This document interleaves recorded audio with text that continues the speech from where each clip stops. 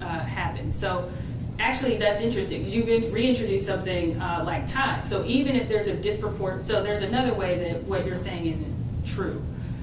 So even if, say, people get convicted and their sentences are longer, it's also going to mean that there's less correspondence between conviction disparities and supervision disparities.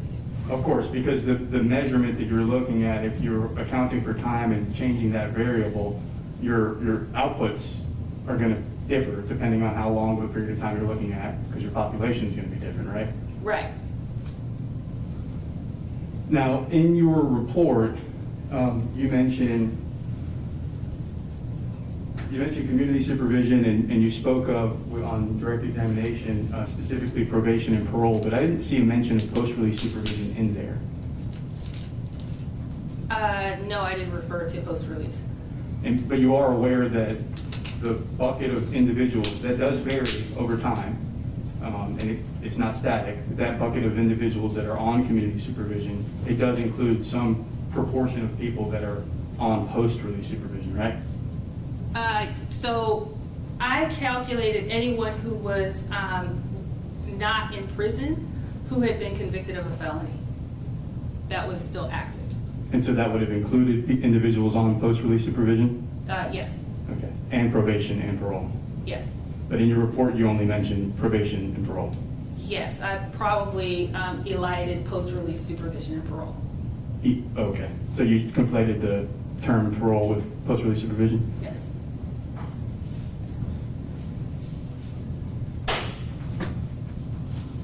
So now I want to turn specifically to the opinions that you offered in your report. If we turn, this is Plaintiff's Exhibit 29, we turn to page 20 of that report.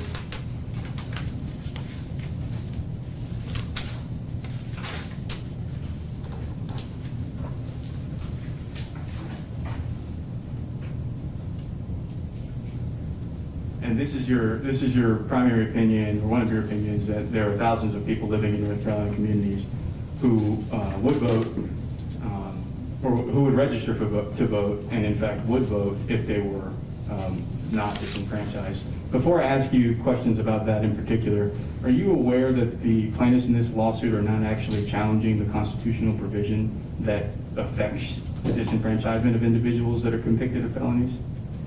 Objection, asking the witness to make a legal conclusion. May I respond before the court rules, or less? Overruled, you may answer. She may answer if she knows. I don't know.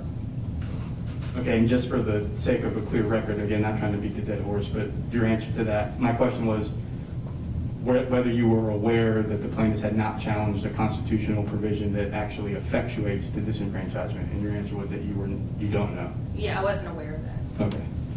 So now I want to turn to the first opinion there on page 20 regarding your opinion that the law, North Carolina disenfranchisement law, prevents thousands of people from voting. So if you were not aware that the plaintiffs had not challenged the constitutional provision that contains the actual disenfranchisement, which disenfranchisement law are you referring to in that opinion?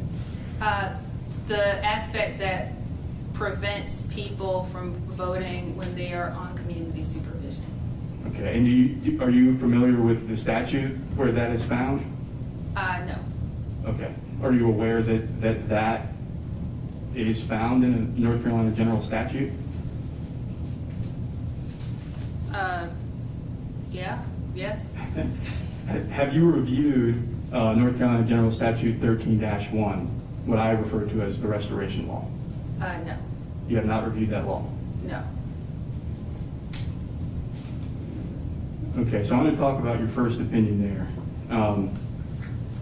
You provide the percentages.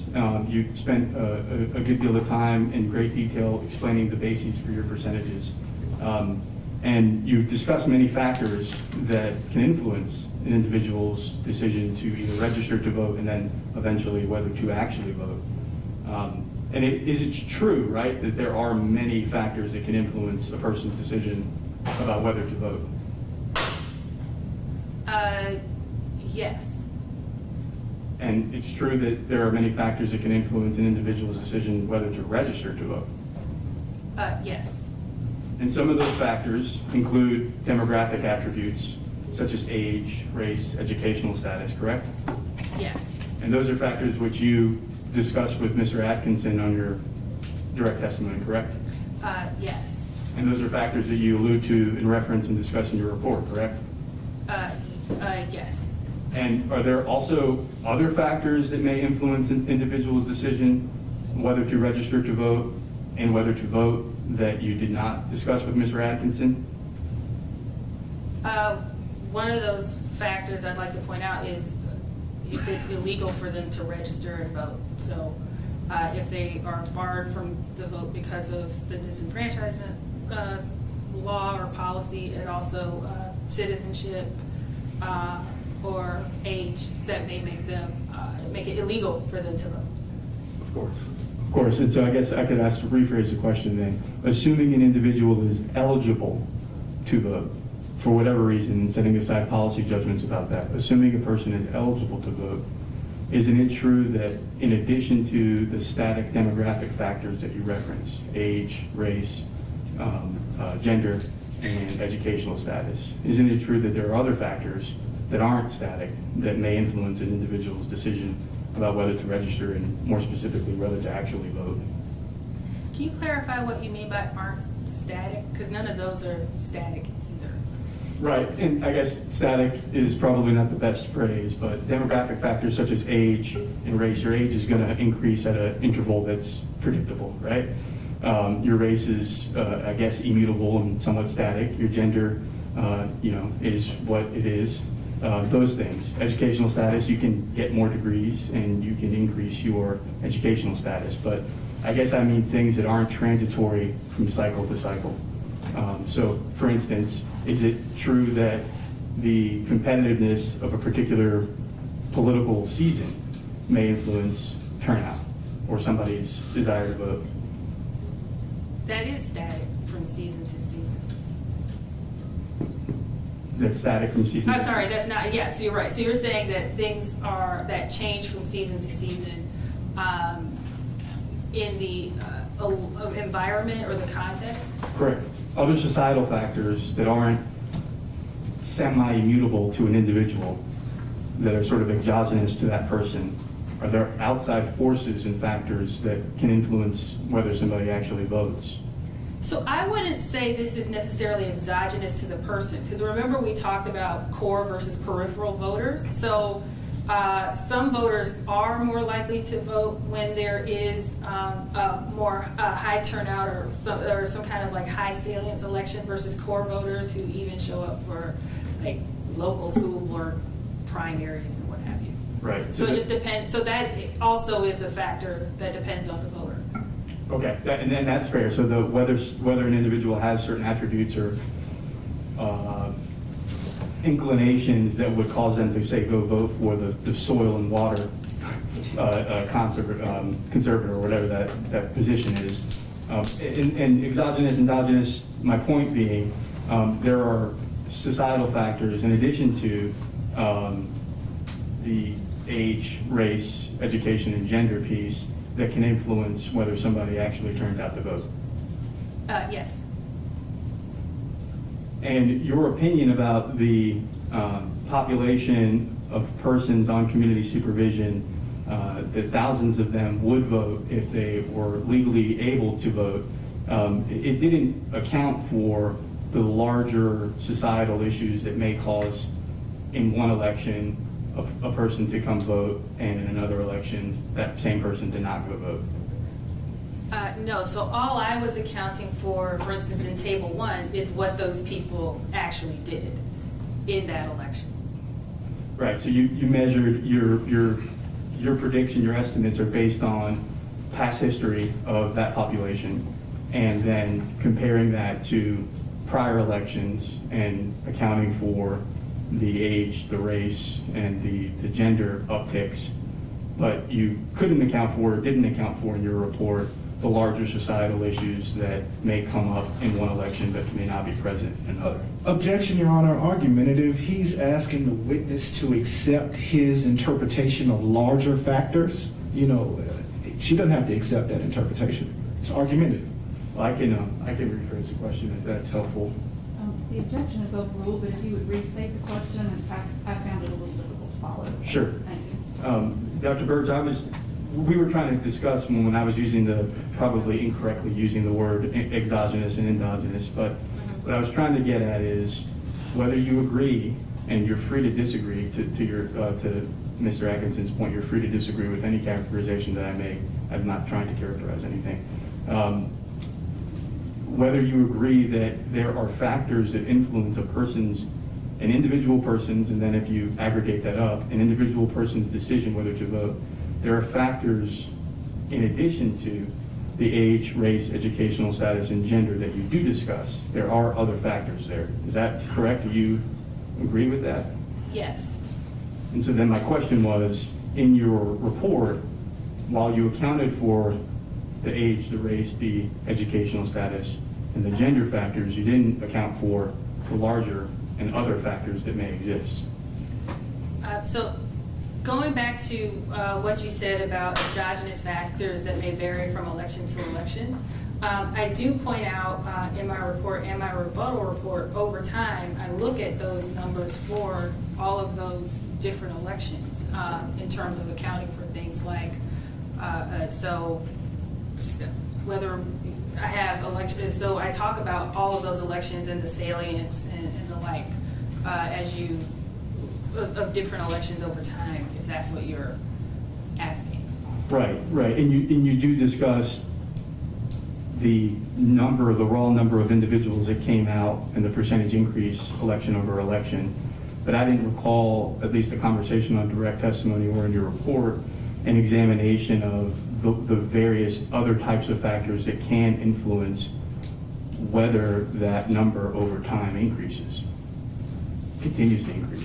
I did talk about the fact that in my paper I at first attributed the increase to an Obama effect, but then that over time that effect persisted.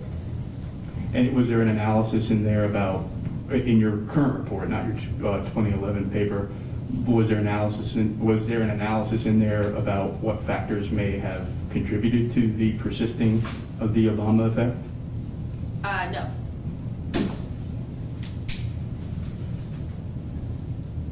You discussed with Mr. Atkinson the three control groups, I guess, that you referred to when making your assessment or your estimates.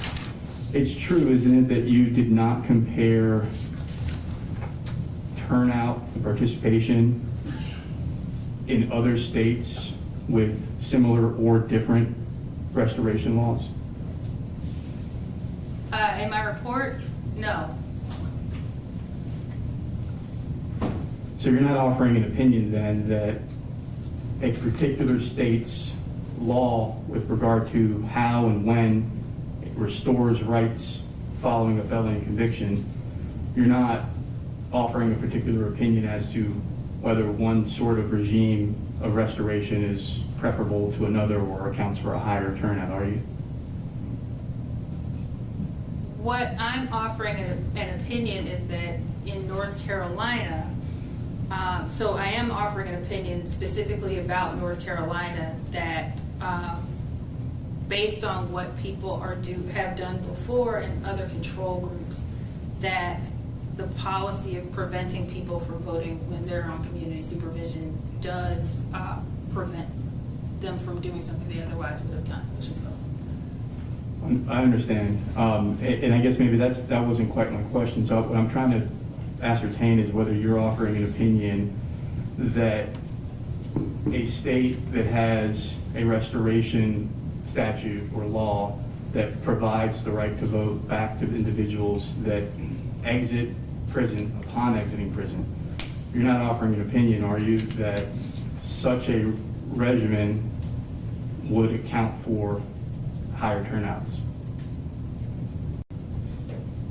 I'm saying that if North Carolina, based on the data that I'm giving you, if North Carolina were to do that, yes, the turnout would be higher than it is now, where everyone is prevented from voting. Okay, and in making that opinion, you did not look at other states that have the restoration law as your opinion assumes would exist.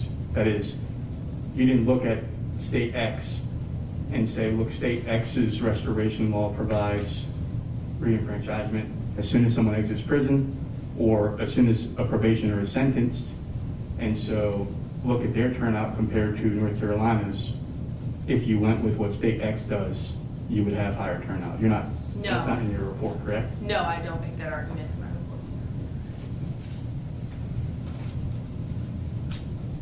report. So now I want to turn to your second opinion, which is with regard to the government interests asserted by the defendants in this case. And so I think that discussion starts on page 21. And before I get into that discussion, I do want to return to Plaintiff's Exhibits 144 and 145.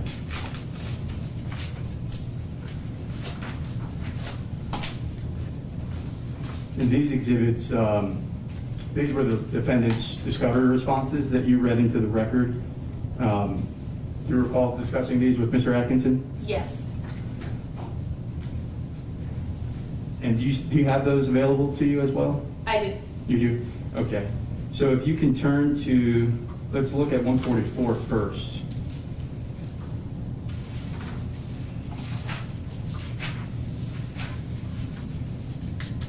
And if you could turn to page 3 of 144. Okay. Number 7 there, I'll represent to you that that's an interrogatory. It's a written question submitted in discovery to among the parties.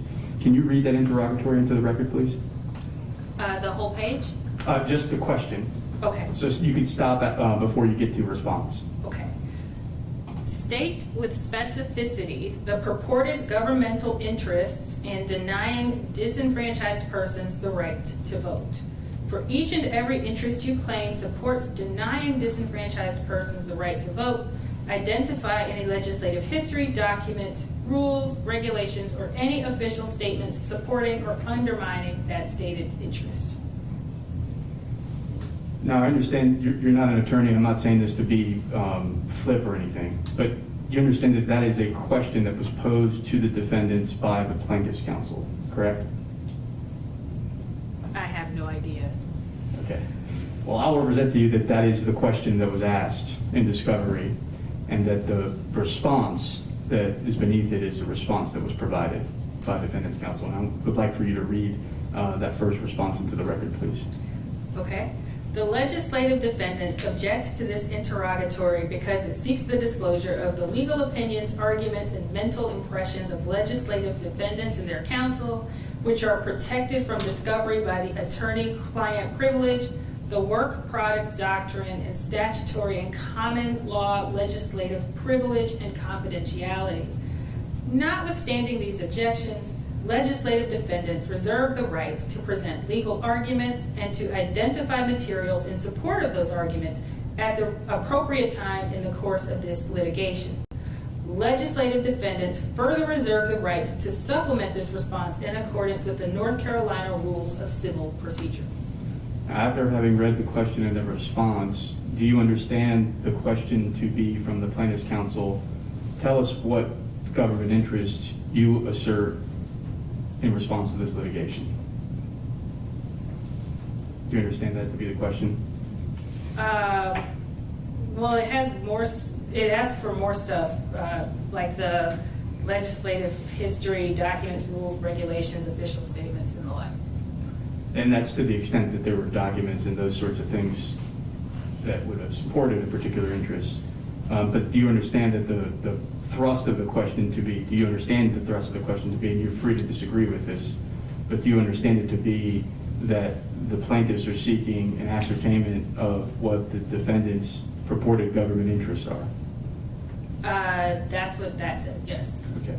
If you could read the first supplemental response, you could read that into the record, please. Yes. Legislative defendants incorporate by reference their previous objections in response to plaintiff's interrogatory number 7. In addition to their earlier objections, legislative defendants object to this interrogatory because it is premature at this stage of the litigation. Legislative defendants further object on the grounds that this interrogatory is argumentative and vague, and to the extent that it purports to characterize the purpose or effect of North Carolina law or the level of constitutional scrutiny that may apply in this case. Notwithstanding the above objections, on February 18th, 2020, Counsel for Legislative Defendants participated in a meet and confer conference with counsel for plaintiffs and for the other defendants to better understand the information that plaintiffs are seeking through this interrogatory. Based on this conversation, legislative defendants understand that plaintiffs are seeking information about the governmental interests served by North Carolina General Statute 13-1, the statute that plaintiffs purport to facially challenge in this lawsuit. And you can stop there. Thank you for that. So earlier when I asked you about whether you had read 13-1, you indicated you had not. Do you see that reference there to 13-1? Yes. And are you aware that 13-1 is the law that provides the manner in which individuals that are convicted of felonies and have therefore lost their rights by operation of the North Carolina Constitution, 13-1 is the manner in which those folks regain their rights? Are you aware of that? I'm not. And so the bullet list that appears below, that's the bullet list that you read into the record earlier today? Yes. And you took those lists of interrogatory responses, those interests that were asserted, and you categorized them into 3 groups, correct? Yes. Okay, so now we can go back to your report, and I appreciate you belaboring the point with me. It is overly technical having to read things into the record, but it's something that we need to do for record-keeping purposes. If you can turn to page 21, I think you may have already gotten there before I sidetracked you. So you have this general opinion on page 21. It appears that the wider scholarly literature does not support the defendant's claims that North Carolina disenfranchisement law advances several government interests. So my question is a narrow question, and it may be overly technical, and so if you don't understand it, please ask me to rephrase. The disenfranchisement law that you're referring to in that opinion, what is your understanding of what law that is that you're referring to? So my understanding when I wrote this is the policy that prevents people from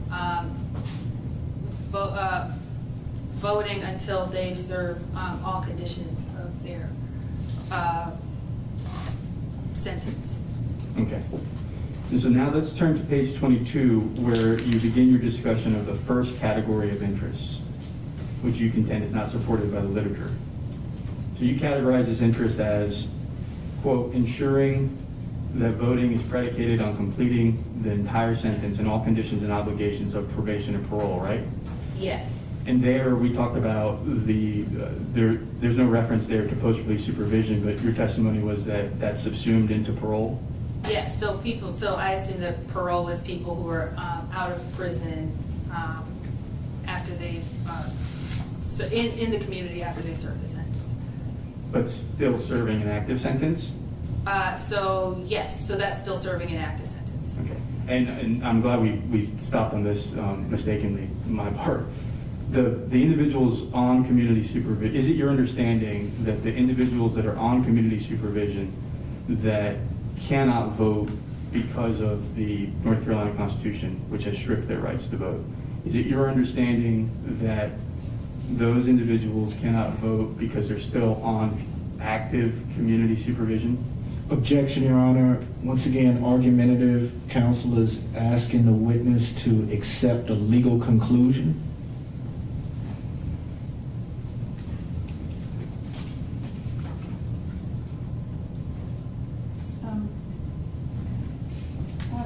Counsel, we need to have a discussion about this. You all will just be at ease for a moment, and we'll be right back with you. Thank you.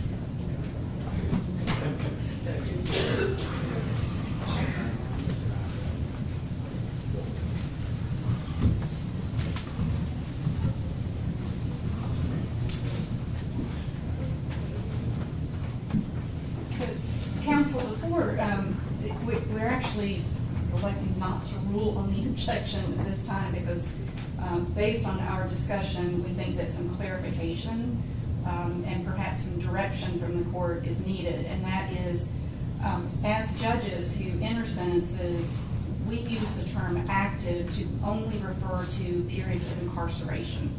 So an active sentence is a person incarcerated through the Department of Corrections or incarcerated in a local county jail.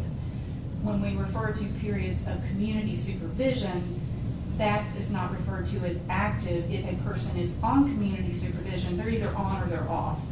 So we think that perhaps there's some confusion between understanding of these terms as they are used in a court setting versus in an academic and research setting, which is a non-legal perspective.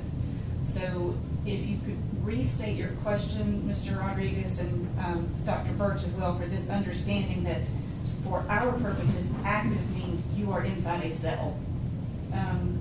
Judge Dunlop, do you wish to add anything on that? I think that helped clear things up.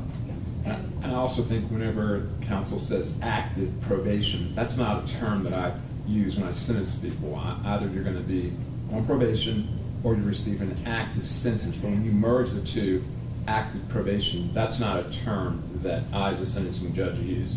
So it's confusing respectfully. It's confusing to the court when you say active probation. It's either you're on probation or you're not, or you're incarcerated or in prison or you're not. It's not merged, if that makes sense. And I think that's consistent with the AOC judgment forms that are utilized when judgments are entered. That an active term, you can refer to an active split sentence, which is, a portion of your incarceration that is served and then you are subsequently on probation. But refraining from combining that use of the word active as an adjective for probation. Does that help? It does help tremendously, and I appreciate the clarification because I am not a criminal law expert, so I do not know the terminology all that well. And I was using active for on and off, and I will now use on and off for on community supervision, or off of community supervision, and leave the active sentence for somebody that's physically incarcerated. So I appreciate the clarification. That would have helped and will help my additional questioning. Thank you.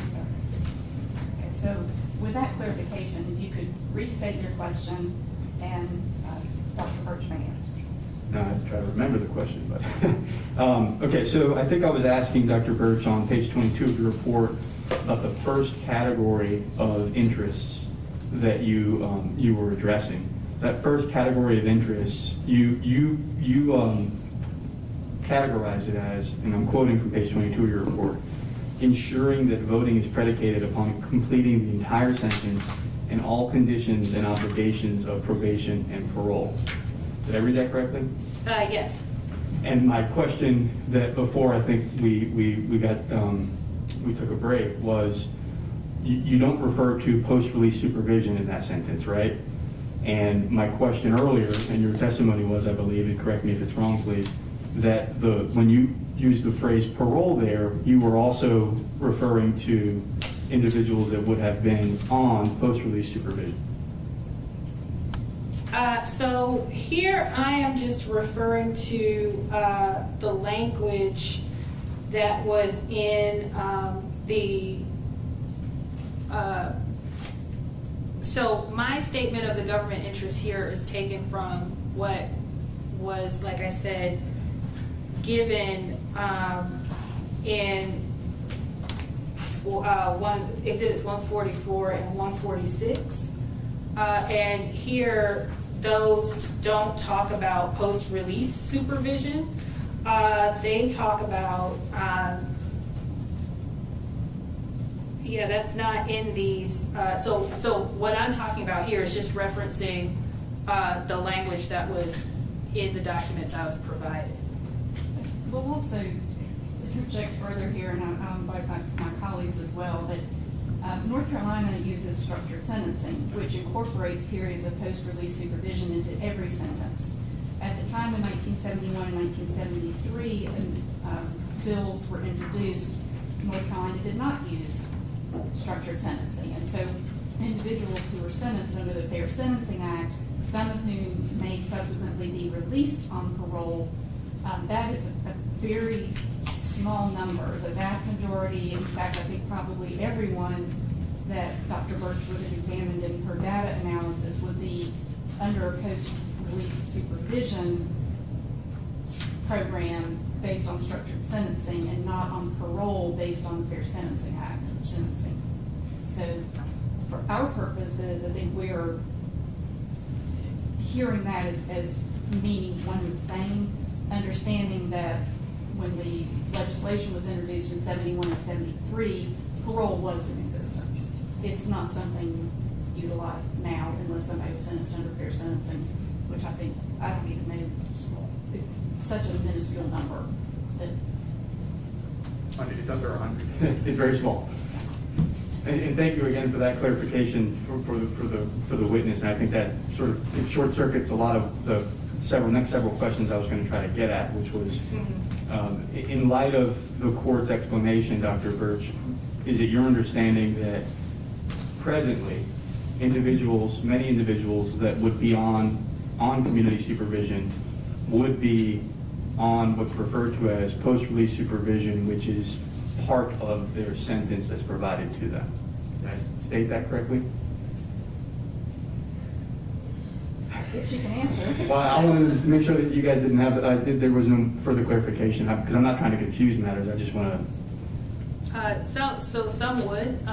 As I say here, I'm just using the language that was in what was provided to me. Okay. And so a slightly different question, and then I'll move on to the actual report. Do you have an understanding of whether an individual's sentence in North Carolina for a felony conviction can include a term of active incarceration followed by some period of post-release supervision? Yes.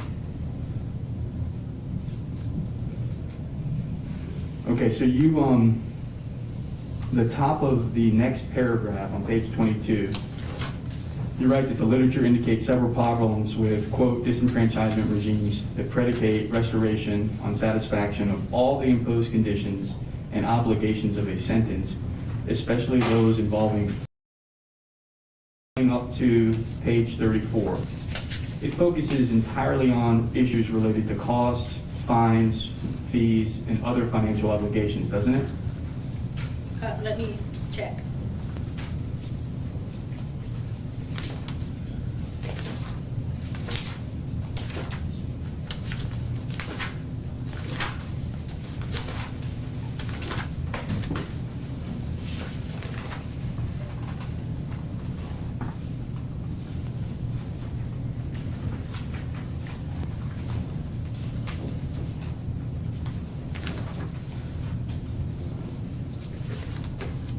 Yes, all of that is in reference, that I cite is in reference to legal financial obligations.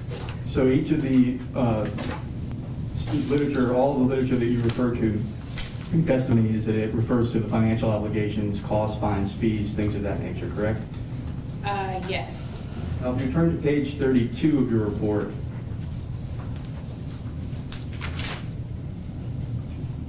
the first paragraph, the last sentence there, you write that you find no research, I find no research that supports the government interest requiring the payment of legal financial obligations in order to vote leads defendants to a greater extent. And I may not have read that correctly because my copy did something funky with the wording, but did I read that correctly? Yes. Now, the category of government interests in this section of your report that you were purporting to address here, it was broader than just financial obligations, wasn't it? Yes, it has here fully satisfy there's an entire sentence and all conditions and obligations of probation and parole. But none of the literature that you reviewed in this discussion, in this section of your report, discusses obligations which are not financial in nature, right? None of the literature that I discussed in that section talks about that. I want to turn to the second category of interest that you discuss in your report. I think that starts on page 34.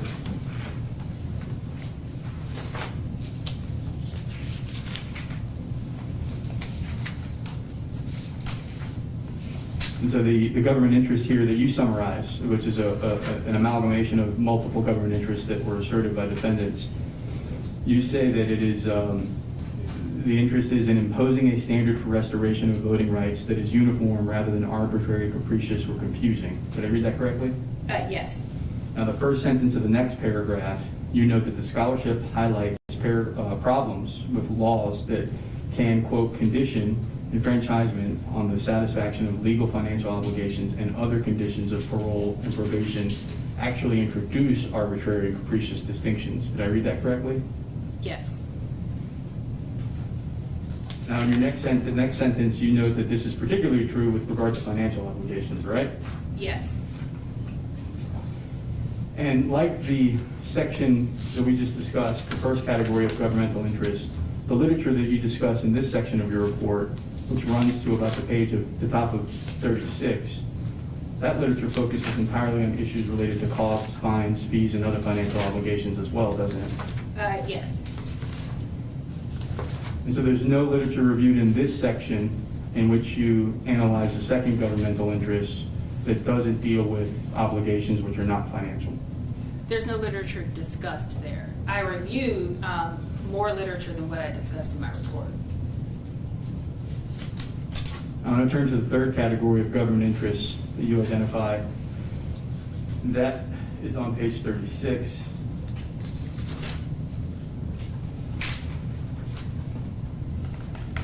And you categorize this group of interests as encouraging the reenfranchisement and registration of citizens who have completed their sentences. And you say that the literature, your opinion is that the literature doesn't support the claim that North Carolina's felony disenfranchisement law helps with avoiding confusion, simplifying the administrative process, or eliminating burdens in ways that promote registration and participation. Is that correct? Yes, that's my conclusion. Now, in support of this conclusion, you refer to, this is on page 36, you refer to two sources from 2005 and 2006, right? On page 36, you said? I believe, actually, maybe on 37. Yeah, we're down the next page, sorry, 37. On that page, I have references from 2005, 2015, and 2015.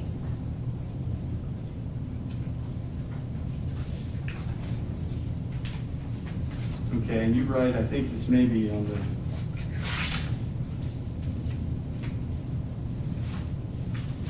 you write that the existence, quote, the existence of felony disenfranchisement laws themselves lead to widespread misunderstandings among people with felony convictions about whether they can vote, even in states with automatic restoration. Did I read that correctly? Yes. And neither of these sources that you refer to there, the two sources from 2005, none of those examined North Carolina's automatic restoration law, did they?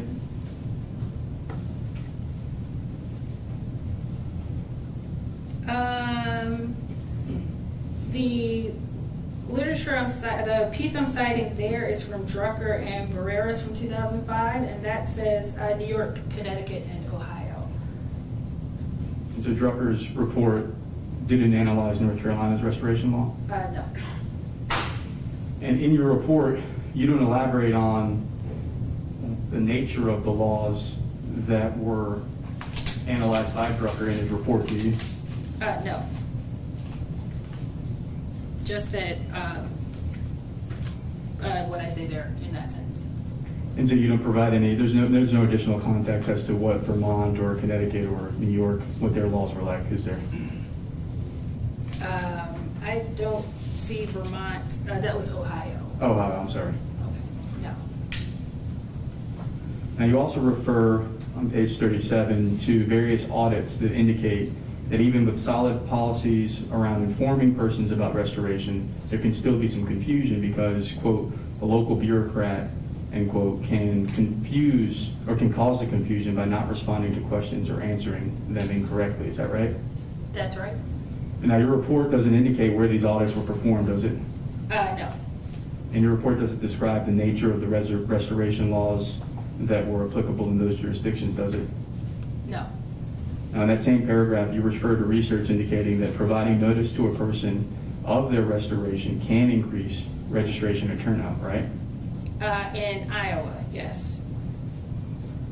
And you note in your report that this is something that has occurred in North Carolina at least since as early as 2007 by statute, that is notifying individuals that their rights were restored upon completion of their sentence, right? I don't say in my report that they do the same notification as Iowa.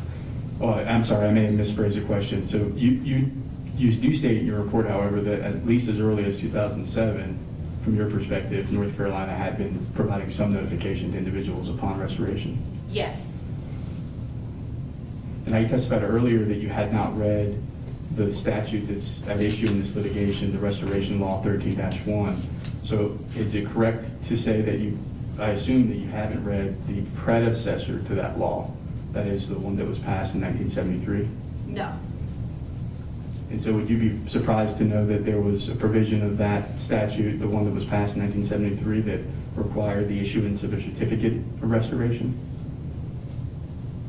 I don't know if I'd be surprised. You didn't know that, did you? Would you repeat your answer? I said, I don't know that I'd be surprised. I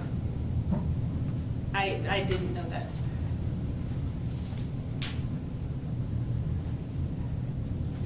Your report? Your report refers to research by Meredith and Morris from 2014 that found that the notification practices failed to produce an effect on registration or turnout, correct?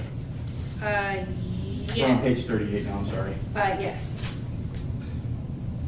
But your report doesn't provide any details about the methodology that Meredith and Morris used in that research, does it?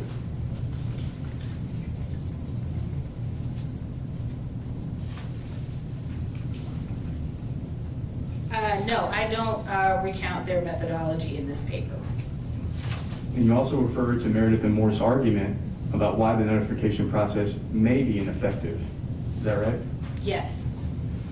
And these reasons that you provide in your report are things like the information being contained in densely worded pamphlets, and that some individuals may struggle to read and understand the material. Is that right? Yes. Now, isn't it true that in Meredith and Morse's report that they just proposed these as possible explanations as to why individuals may not be voting despite being notified of their rights to do so? I could actually read the quotation from their paper. So they say, given that these notification treatments are designed to correct misinformation about voting rights, the treatments in North Carolina and New York are striking for their lack of clarity. The voting rights information is buried in densely worded pamphlets. Presenting information in this manner may be particularly problematic given that a large percentage of the prison population does not read above a grade school level. And further, these pamphlets are distributed in an exit packet that often contains a lot of other important documents, and this may cause information about voting rights to be crowded out.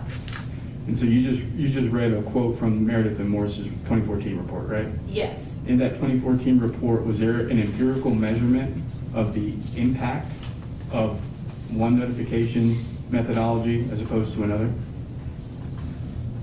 I'm not sure what you mean by notification methodology. Right, so you just read that quote from Meredith and Morris, and my question is whether you understand whether there was, in the Meredith and Morris report, whether there was a comparison done in that report to notification process A and notification process B to conclude that it's the notification process that's causing the effect. There was no effect. Or not causing the effect. So they looked at the turnout among people who had not been given the notification and people who had been given the notification. So they didn't measure differences among types of notification? Actually, they may have, I don't recall. You don't discuss it in your report either way, do you? No. Now, turning to page 39, you conclude that the empirical research does not support the claim that North Carolina disenfranchisement law furthers the state's interest in promoting registration and turnout among ex-felons. Did I read that correctly? Yes. Now, is it true that at the time that you wrote your report, you had not seen several documents related to the process of closing out a person's term of community supervision? What is closing out? Ending Documents. somebody's term of supervision, community supervision? So I haven't seen those, any documents related to closing out. You recall being deposed in this case, correct? Right. And during that deposition, do you recall being shown documents and testifying that you had not seen those documents at the time that you had drafted your report? Yes, that's what I just said. Now, one of these documents that you saw, this is probably an approach to the witness, if the court doesn't mind. Your Honors, this is in State Board Defendants Exhibit 26. You said it's the state board's agenda? Yes, SDX 26. It's the thinnest binder that you guys will have over here.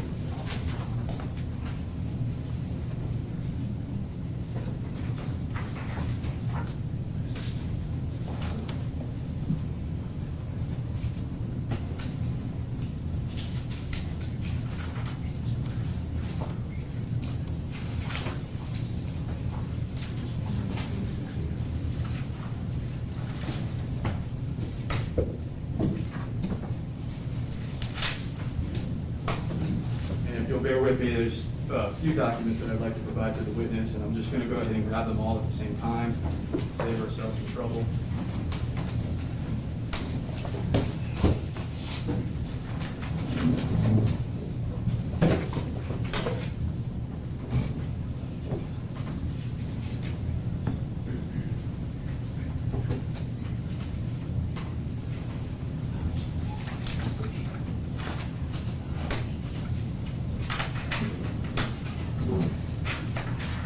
Your Honors, I'd like to approach the witness with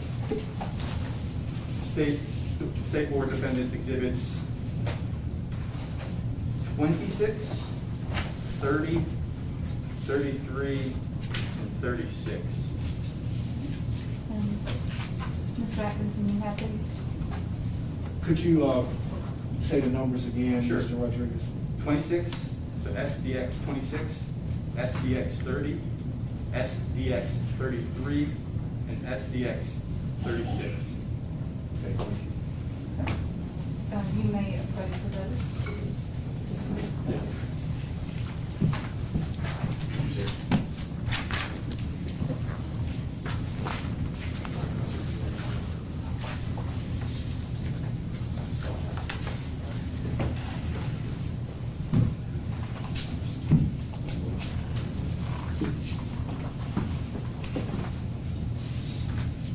Dr. Birch, have you seen these documents before? I don't recall seeing. Oh, I'm sorry. Should I wait? You can have a moment to review.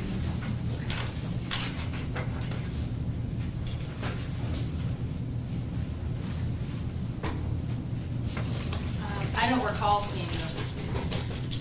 Okay, so you don't know if these are the documents that you were shown during your deposition? I mean, I don't recall.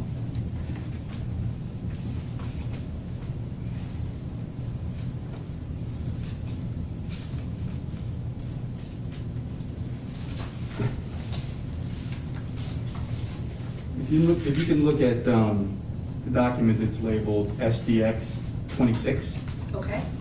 and it's 4 pages. If you could turn to page 2 of 4, please. I have it. You see the subcategory there, F, little f. Yes. Can you read that into the record, please? For felony probationers, the officer will give the offender a notice concerning restoration of voting rights and a voter registration form, GS 163A-885. I'm sorry, just repeat the number again. 163A 885. And thank you. And at the very bottom of the page, in the smallest typeface there, can you read that that into the record as well? Chapter C, offender supervision section .0700, supervision stage 4, closing cases. And that subsection F there that you just read, does it not appear to you that one of the things that an officer is supposed to give to an offender is a notice concerning restoration of rights and a voter registration form? Is this document a list of instructions to officers? I'll represent to you that this is a policy document from the Community Corrections section of the Department of Public Safety that oversees the community supervision individuals and is charged with monitoring them and then transitioning them off of community service. And your question to Dr. Birchall's what? Whether you read subsection F there, for felony probationers, the officer will give the offender a notice of restoration of rights and a voter registration form. My question is whether you read that to mean that an officer is to give an offender those two documents. That's what it says. And you were not aware of that when you authored your report, is that right? Aware that a person was supposed to get documents? Correct.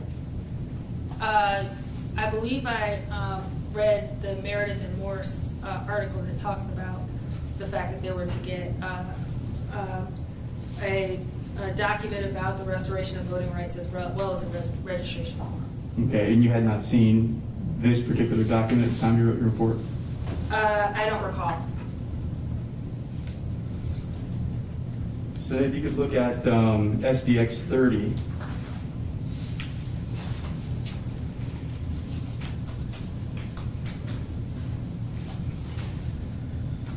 Have you seen this document at the time you wrote your report? I don't recall seeing it. Does this appear to you to be a final discharge notice?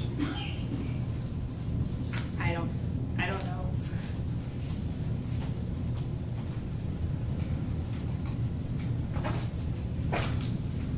Would it have been relevant to any of your analysis whether and what type of documents individuals received when they were taken off of community supervision? Again, the study that I looked at was the study that actually discussed what those documents were and what the findings were as to the efficacy of the process of giving people those documents. So I relied on the scholarly literature, the peer-reviewed scholarly literature about whatever people were given, as well as their descriptions of what people were given in formulating my report. But I did not in and of itself study what these documents look like for my report. Okay, so do I understand your testimony to be that the section of your report where you discuss what you claim is an ineffective notification process, that portion of your report is a reliance upon another individual's work? Yes, the peer-reviewed work of another scholar. Two scholars, sorry. And that study was, what year was that study again? I believe the date on it was 2014. Do you recall what year the forms were that they reviewed? They, I think, looked at 2008 to 2012, and 2012 as far as the elections are concerned, so it would be the forms were given in that time period. If you could turn to the document marked SDX 33. I have that.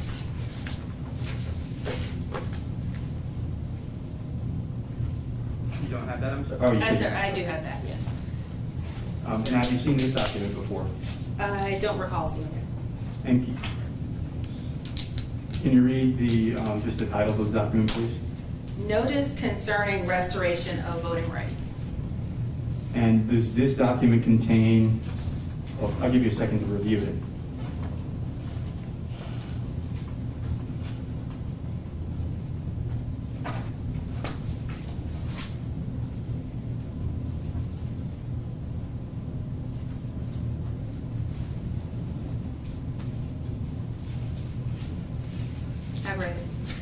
And does this document contain any information that you would consider to be extraneous to voting and voting rights?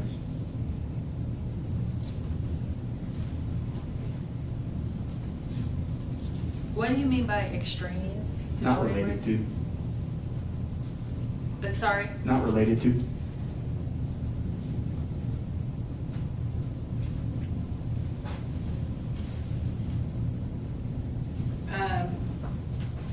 I don't really, maybe the first paragraph is unnecessary. I don't, I haven't really had a chance to sit down and think about that information. The first paragraph, the first sentence there says, if you're convicted of a felony in North Carolina, you forfeit your citizenship rights, including the right to vote, right? Yes. The second sentence, it says, if you had registered to vote prior to your conviction, the registration has been canceled by the County Board of Elections, right? Yes. The last document I'd like to review is SDX 36.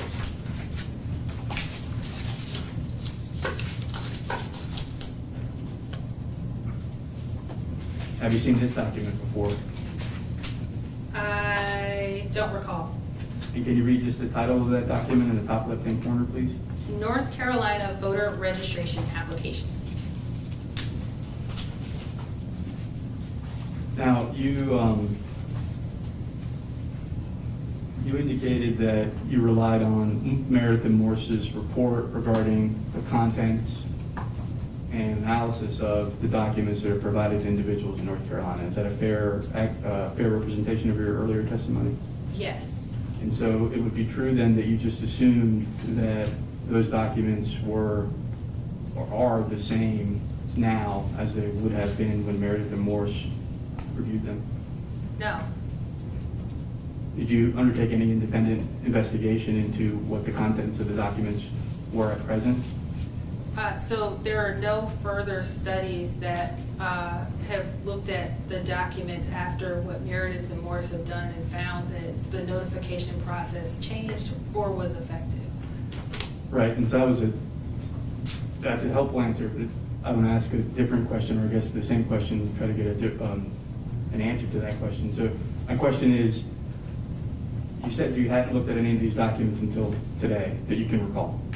That's right. And that you relied on, in making your assessment about the notification process regarding North Carolina in your report, you relied on Meredith and Morse's assessment of the North Carolina forms, correct? So what I'm saying is that I reviewed the literature, and Meredith and Morse is the only study that has looked at those forms. And so no other study has looked at anything subsequent to that to find that there would be an effect. Right, and I appreciate that response. And so that was in 2014, and you didn't undertake any independent investigation to determine what the status of the forms was at the time that you wrote your report, did you? No. And now, are you aware that the restoration law that's at issue in this litigation before the 1970s presented many barriers to restoration? I am not familiar with that law. So you didn't examine the law as it was, say, in 1969? No. And so you wouldn't know then that the law in 1969 did not allow an individual to have their rights restored if they had previously had their rights restored? I'm assuming you didn't know that. No. Objection, Your Honor. This is outside the scope of direct. I mean, what the 1973 law and the substance as far as the hurdles that people had to go through, that was not examined on direct examination. May I be heard on that, Your Honors?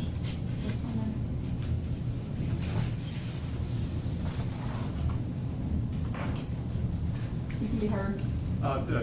Dr. Birch's report in her testimony today offers opinions about the governmental interests at issue that were asserted by the defendants. To understand that governmental interest, you have to understand what the law was before it was changed. Because the changing of the law and the effects that the change of the law has ties in very closely with some of the governmental interests that are asserted. So without a full understanding and articulation of what the earlier law was, it's our position that there cannot be a full evaluation of the merits of the governmental interests that are asserted. She's offered opinions, Dr. Birch has offered opinions about the merits of the governmental interests.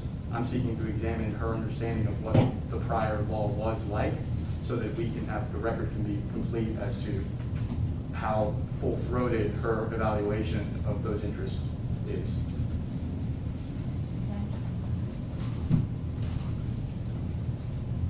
Objections overruled. Dr. Birch may answer, if you know, ma'am. Could you repeat the question? So my question was whether you knew that the pre-70s North Carolina restoration law applied only to individuals that had not yet had their rights restored in the past. I did not know.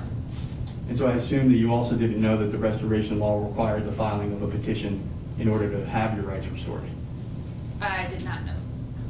And I also assume that you didn't know that the restoration law effectively had a 5-year waiting period. I did not know. And I also assume that you did not know that the restoration law had a 3-month period. The pre-70s restoration law had a 3-month period from the time that the petition was filed before the hearing could occur. I did not know that. And I also assume that you didn't know that the restoration law that existed before the 1970s required a hearing before a judge. I did not know that. And lastly, I also assume that you did not know that the restoration law that existed before the 1970s allowed for individuals to come in and oppose someone's petition to have their rights restored? I did know that. You did know that, okay.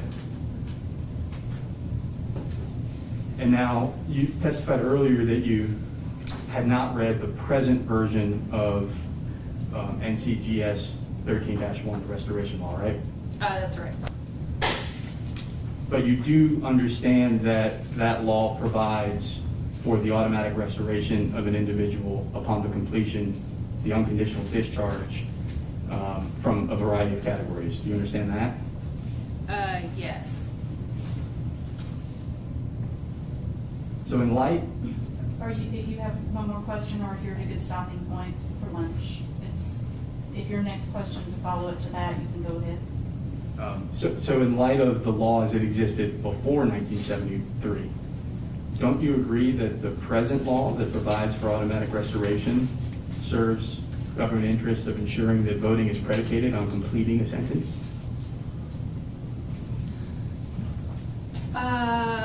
As I said before, I have no evidence in the scholarly literature to support the claims of those claims.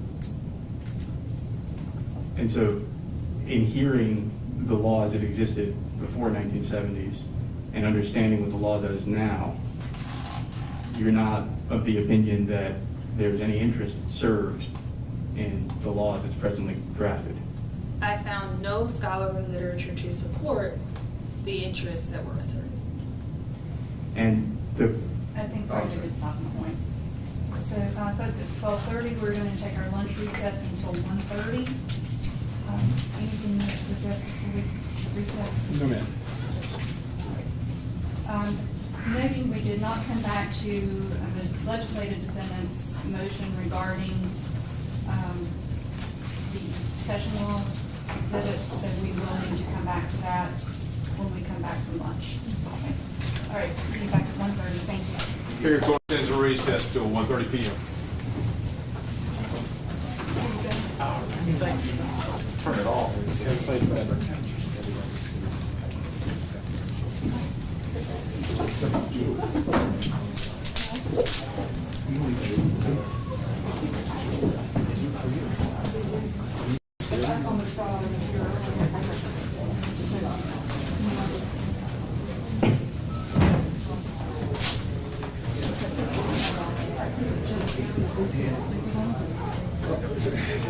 That was